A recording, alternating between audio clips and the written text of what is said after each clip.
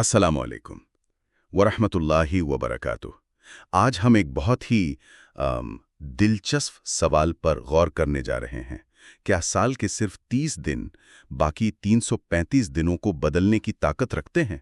ہم سب جانتے ہیں کہ رمضان آ رہا ہے، لیکن آج کی گفتگو صرف روزے اور عبادات پر نہیں، بلکہ اس ٹرانسفارمیشن فارمولا کو سمجھنے کی کوشش ہے جو اس مہینے میں چھپا ہوا ہے۔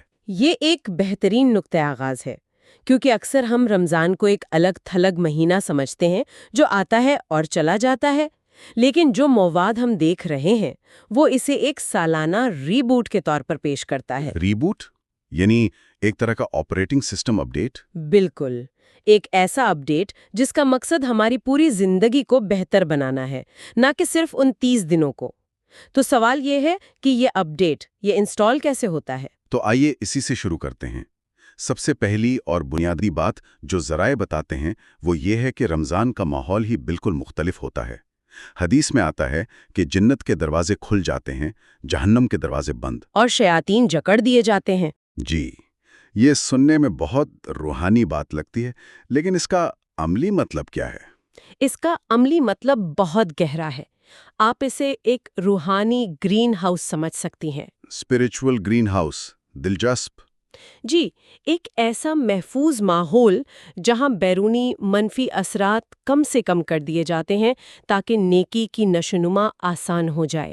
جب آپ کو پتا ہو کہ ماحول سازگار ہے تو اچھی عادتیں اپنانے اور بری عادتیں چھوڑنے کی ہمت بڑھ جاتی ہے۔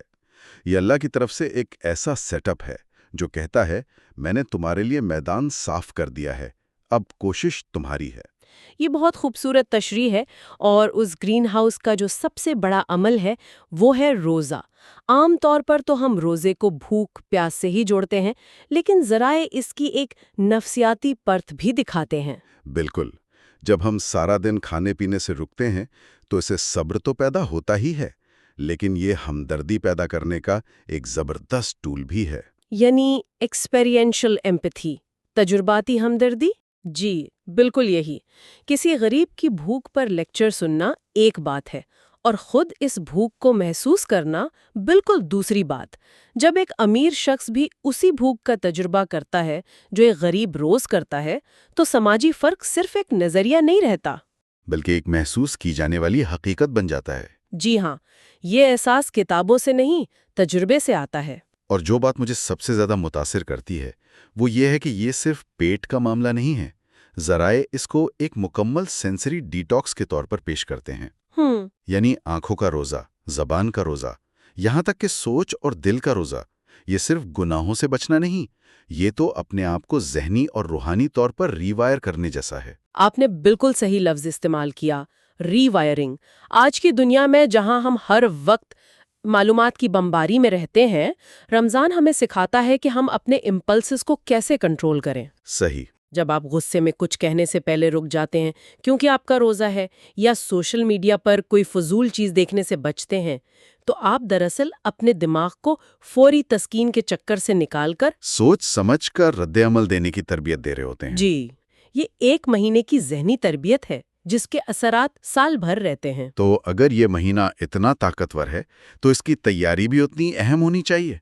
اکثر لوگ شعبان کے آخری دن ہی رمضان کے بارے میں سوچنا شروع کرتے ہیں۔ جی ہاں، لیکن ہمارے ذرائع اس پر بہت زور دیتے ہیں کہ اصل کام رمضان شروع ہونے سے بہت پہلے شروع ہو جاتا ہے۔ یہ بالکل ایسا ہے جیسے کسی بڑی ریس سے پہلے ایتھلیٹ مہینوں ٹریننگ کرتا ہے۔ جی، اور اس تیاری کے بغیر ہم رمضان کی اصل روح کو پانے سے قاصر رہ سکتے ہیں۔ ذرائع 5 عملی اقدامات بتاتے ہیں، اور پہلا قدم سب سے بنیادی ہے، اپنی نیت کو خالص کرنا۔ نیت کو خالص کرنا؟ جی، یہ سوچنا کہ میں یہ مہینہ کیوں گزار رہی ہوں، کیا صرف ایک خاندانی رسم کے طور پر، یا سماجی دباؤ میں، یا واقعی اللہ کی رضا کے لیے۔ نیت کی بات اکثر کی جاتی ہے، لیکن اس کی اتنی اہمیت کیوں ہے؟ کیا عمل خود کافی نہیں؟ یہ ایک بہت اہم سوال ہے۔ دیکھیں، اعمال کا دار و مدار نیتوں پر ہے۔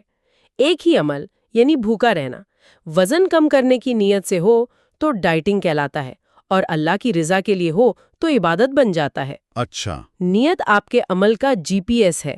یہ طے کرتی ہے کہ آپ کا ہر عمل کس سمت میں جا رہا ہے۔ اگر نیت ٹھیک نہیں تو آپ بہت محنت کے باوجود اپنی منزل تک نہیں پہنچ پاتے۔ تو رمضان سے پہلے یہ طے کرنا کہ میرا مقصد خود کو بدلنا اور اپنے رب کو راضی کرنا ہے، یہ پورے مہینے کے تجربے کو بدل دیتا ہے۔ بالکل۔ ٹھیک ہے، تو نیت سیٹ کرنے کے بعد دوسرا قدم ہے نمازوں کو درست کرنا۔ ذرائع کہتے ہیں کہ اگر نمازوں میں سستی ہے تو اسے ابھی سے ٹھکانے پر لائیں۔ یہ کیوں ضروری ہے؟ رمضان میں تو ویسے ہی سب نماز پڑھنے لگتے ہیں۔ یہ ایک عام غلط فہمی ہے۔ نماز ایک روحانی ایکسرسائز ہے۔ اگر آپ نے مہینوں ورزش نہ کی ہو اور اچانک میراتھن دوڑنے کی کوشش کریں تو نتیجہ کیا ہوگا؟ آپ یا تو زخمی ہو جائیں گے یا بہت جلد تھک جائیں گے۔ جی، رمضان عبادات کا ایک میراتھن ہے۔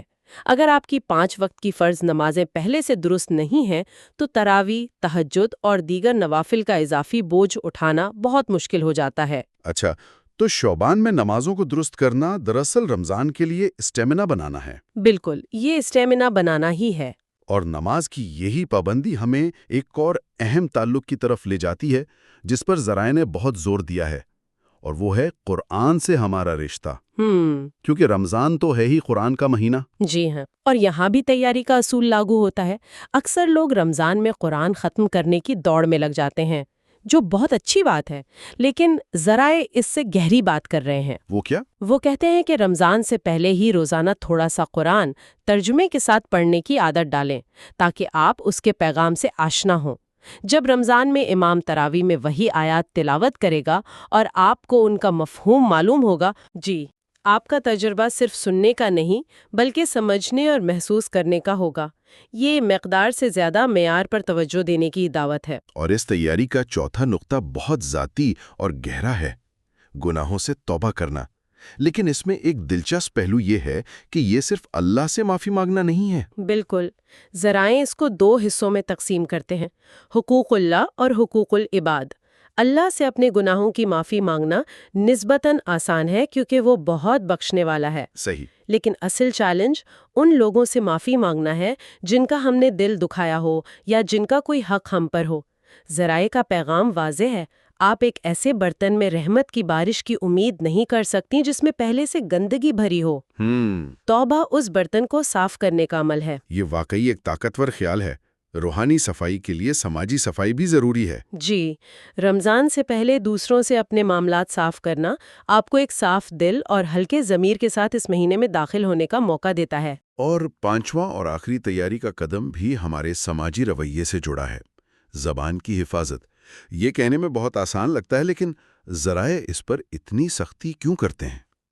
کیونکہ زبان وہ آلہ ہے جو آپ کے روزے کی روح کو سب سے زیادہ نقصان پہنچا سکتا ہے۔ حدیث کا مفہوم ہے کہ جو شخص روزہ رکھ کر بھی جھوٹ بولنا اور برے کام کرنا نہیں چھوڑتا تو اللہ کو اس کے بھوکا پیاسا رہنے کی کوئی پرواہ نہیں۔ یہ تو بہت سخت تنبیہ ہے۔ جی، اور یہ ہمیں بتاتی ہے کہ روزہ ایک مکمل پیکج ہے۔ اگر آپ کا پیٹ روزے سے ہے لیکن آپ کی زبان غیبت، جھوٹ اور گالی گلوچ میں مصروف ہے تو آپ صرف جسمانی مشقت کر رہی ہیں، روحانی فائدہ حاصل نہیں کر رہے ہیں۔ خاص طور پر آج کل سوشل میڈیا کے دور میں یہ اصول اور بھی اہم ہو جاتا ہے۔ بہت زیادہ، جہاں بغیر سوچے سمجھے کامنٹ کرنا یا کوئی بات آگے بڑھا دینا بہت آسان ہے۔ تو یہ تیاری کے 5 ستون ہیں: نیت، نماز، قرآن، توبہ اور زبان کی حفاظت۔ اب فرض کریں کہ کسی نے یہ تیاری کر لی، تو رمضان کے مہینے میں وہ کیا خاص اسباق سیکھتا ہے؟ ہمارے مواد میں سب سے بڑا سبق تقویٰ بتایا گیا ہے۔ جی، اس کو آسان لفظوں میں کیسے سمجھا جائے؟ تقویٰ کا بہترین عملی مظاہرہ روزہ خود ہے۔ آپ شدید گرمی میں اکیلی ہیں، فریج میں ٹھنڈا پانی موجود ہے، کوئی دیکھنے والا نہیں، لیکن آپ ایک گھونٹ بھی نہیں پیتی۔ کیوں؟ کیونکہ آپ کے دل میں یہ یقین ہے کہ ایک ہستی ہے جو آپ کو دیکھ رہی ہے۔ یہی تقویٰ ہے۔ یہ ایک اندرونی اخلاقی کمپاس تیار کرنا ہے۔ ایک انٹرنل مورل کمپس جو بغیر کسی بیرونی پولیس یا کیمرے کے بھی آپ کو صحیح راستے پر رکھتا ہے۔ بالکل، رمضان کا مقصد اسی کمپاس کو اتنا مضبوط کرنا ہے کہ وہ سال بھر آپ کی رہنمائی کرے۔ اور اس ذاتی تربیت کے ساتھ ساتھ اس کا ایک اجتماعی اور سماجی پہلو بھی ہے۔ اور چوکیدار دونوں ایک ہی وقت افطار کرتے ہیں، دونوں کو ایک جیسی بھوک لگتی ہے، ایک لمحے کے لیے سماجی اور معاشی فرق مٹ جاتے ہیں۔ یہ ہمیں یاد دلاتا ہے کہ انسانیت کی سطح پر ہم سب برابر ہیں۔ جی ہاں، اسی لیے اس مہینے میں صدقہ اور زکوٰۃ پر بھی بہت زور دیا گیا ہے۔ جب آپ خود بھوک محسوس کرتی ہیں تو دوسروں کو کھلانے کا جذبہ قدرتی طور پر بڑھ جاتا ہے۔ یہ صرف پیسے دینے کا نام نہیں؟ بالکل نہیں، یہ اپنے مال سے لا تعلقی اور دوسروں کے لیے فکر پیدا کرنے کی تربیت ہے۔ ذرائع میں کچھ خاص اعمال کا بھی ذکر ہے، جیسے تراویح کی نماز، کثرت سے دعا کرنا اور صدقہ دینا۔ کیا یہ صرف ثواب بڑھانے کے طریقے ہیں یا ان کا کوئی گہرا مقصد بھی ہے؟ ان سب کا گہرا مقصد ہے۔ تراویح صرف اضافی نماز نہیں، یہ روزانہ قرآن کے ایک حصے کو سننے اور اس پر غور کرنے کا موقع ہے۔ یہ ایک کمیونٹی ایونٹ بھی ہے جو لوگوں کو جوڑتا ہے۔ اور دعا، خاص طور پر افطار اور سحری کے وقت؟ دعا اللہ سے براہ راست تعلق قائم کرنے کا نام ہے۔ یہ وہ وقت ہے جب ہمیں احساس ہوتا ہے کہ ہم کتنے محتاج ہیں اور وہ کتنا دینے والا ہے۔